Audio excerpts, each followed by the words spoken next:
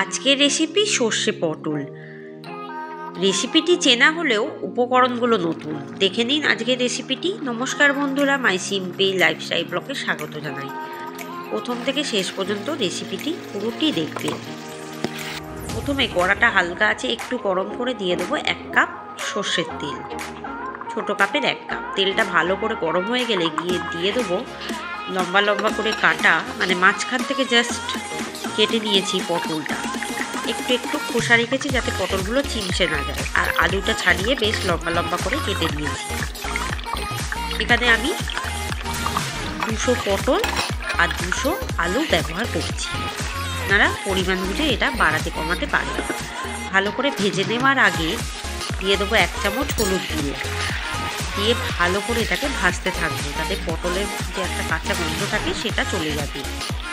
এরপর দিয়ে দেবো 3টে কুচিয়ে রাখা পেঁয়াজ, একদম মিহি করে কুচিয়ে দিয়েছি, সেটাই দিয়ে দেবো।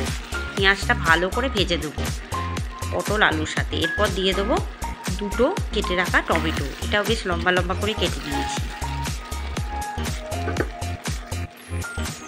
যাতে খুব তাড়াতাড়ি ভাজা হয়ে যায় 1 চামচ লবণও দিয়ে দেবো, দিয়ে ভালো করে এটাকে ভাজতে থাকবো।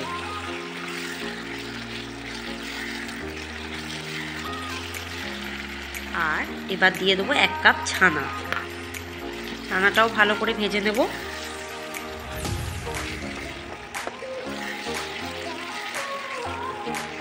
এটা ততক্ষণ ভাজা হোক, আমি কিছু মশলা বেটে নিই। দিয়ে দেবো 1 কাপ পোস্ত আর 1 চামচ কালো সর্ষে। এইভাবে প্রথমে ব্লেন্ড করে দেবো জল না দিয়ে। দেখুন ভালোভাবে পোস্তটা মিহি হয়ে গেছে। এবার দিয়ে দেবো 10টা কাঁচা লঙ্কা আর 1/2 কাপ জল।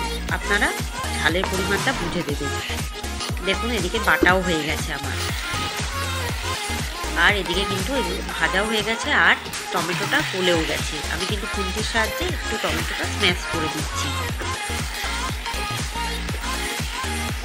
পটলটা ভালোভাবে ভাজা হয়ে গেছে, আলুটা কিন্তু ভাজতে ভাজতেই প্রায় সেদ্ধ হয়ে গেছে। এবার ওই পোস্ত সর্ষে কাঁচা লঙ্কা বাটাটা ঢেলে দেবো, দিয়ে এটাকে হালকা আঁচে এটাকে রান্না করতে থাকবো।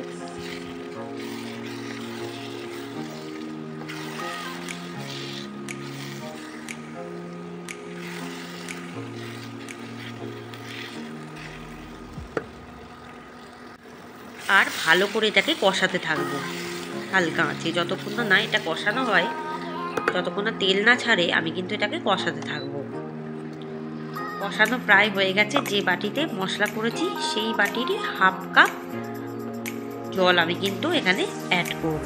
পুরো মশলাটা ধুয়ে জলটা দিলে স্বাদ আসে তরকারিতে। এবার এটাকে হালকা আঁচে রান্না করব। এবারে দিয়ে দেবো 1 চামচ নুন, দিয়ে 15 মিনিট ঢাকা দিয়ে রাখবো। 15 মিনিট পর ঢাকাটা খুলবো।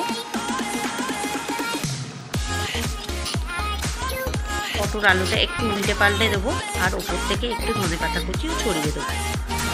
দিয়ে এটাকে ভালো করে হালকা আঁচে রান্না করবো, আর 15 মিনিট ঢেকে রাখবো যাতে মাখা মাখা হয়। 15 মিনিট পর ঢাকাটা খুলবো। দেখুন বেশ মাখা মাখা হয়ে গেছে, আর আলু আর পটলটা প্রায় কিন্তু সিদ্ধ হয়ে গেছে। আর একটু মাখা মাখা করার জন্য এটাকে হালকা আঁচে রান্না করতে হবে। পটলটাও কিন্তু ভালো মতো সিদ্ধ হয়ে গেছে। এবার 15 মিনিট এটাকে ভাপে বসিয়ে রেখে তারপর এটাকে আমি গরম গরম প্লেটে ভাতের সাথে সার্ভ করবো। এটা কিন্তু ভাত, রুটি, পরোটার সাথে ভীষণ ভালো লাগবে।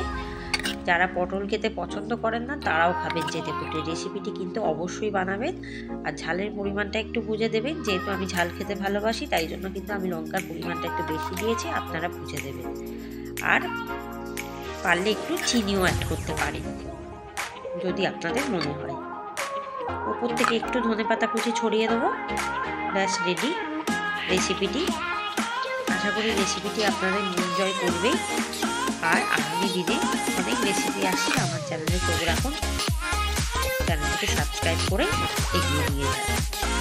ধন্যবাদ। রেসিপিটি এখানে সমাপ্ত করুন।